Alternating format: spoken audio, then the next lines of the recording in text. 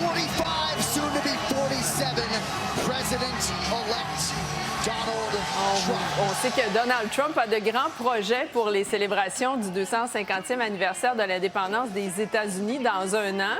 Il aime beaucoup le UFC, donc il souhaiterait avoir un gala de UFC à la Maison-Blanche. Voici ce qu'il a annoncé. We're going to have a UFC fight.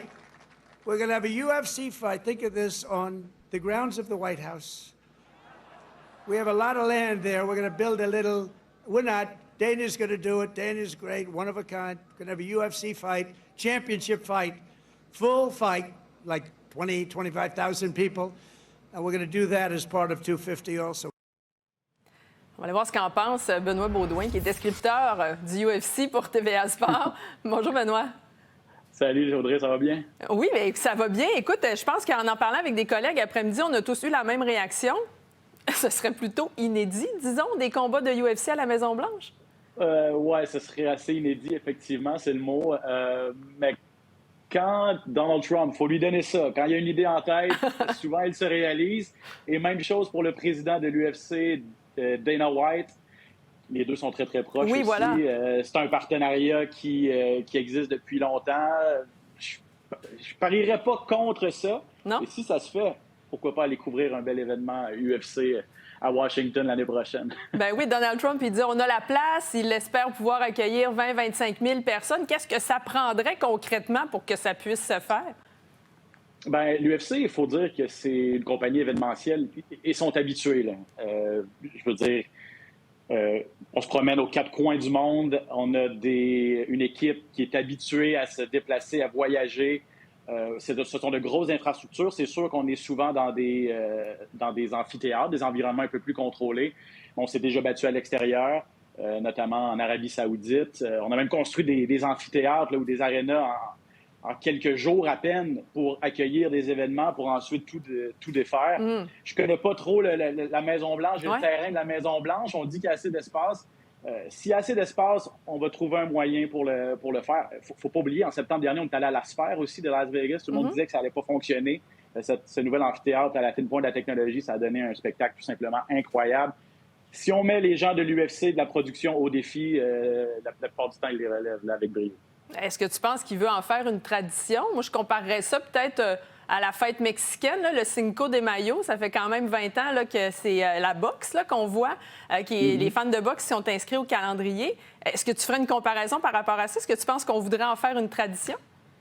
Bien, peut-être. C'est qu'on devra changer la tradition parce que l'événement était la semaine passée, fin juillet cette année, mais à chaque début juillet, l'UFC a sa propre tradition depuis maintenant une douzaine d'années. On fait la Semaine internationale des combats et c'est à Las Vegas, une grosse foire, une grosse fête avec un gala UFC en vedette. Est-ce qu'on va déplacer ça du côté de Washington? Sur l'aspect sportif, pourquoi pas? Là, Donald Trump ne sera pas là indéfiniment. Est-ce que les prochains présidents seront aussi fans de l'UFC que lui? Peut-être pas. Et quand on pense aussi, le symbolisme de faire un événement sportif à la Maison-Blanche, sur le plan politique aussi, je pense qu'il y a quand même quelque chose de particulier. Je lisais, selon ABC News, on n'a jamais vu un événement sportif professionnel ou amateur sur les terrains de la Maison-Blanche. Ce serait une première. Comment les Américains vont réagir à ça, à suivre si ça se fait l'année prochaine? Je voyais certains combattants qui commentaient déjà disant que ce serait un honneur de pouvoir participer. Ce serait quoi les avantages, justement, pour les combattants de participer à une carte comme ça sur les terrains de la Maison-Blanche? Ben, vous voyez d'ailleurs Conor McGregor, qui est peut-être encore à ce jour, même s'il n'est plus à l'UFC, c'est un ancien combattant maintenant, mais il a dit « Pour mon retour, j'aimerais ça que ça se passe à la Maison-Blanche ». Et lui, c'est une méga vedette. Il y a des vedettes de partout à travers le monde, et tu as raison, Audrey. Je regardais les médias sociaux de l'UFC. Tous les combattants lèvent la main, là, ils disent pourquoi pas, je veux y aller.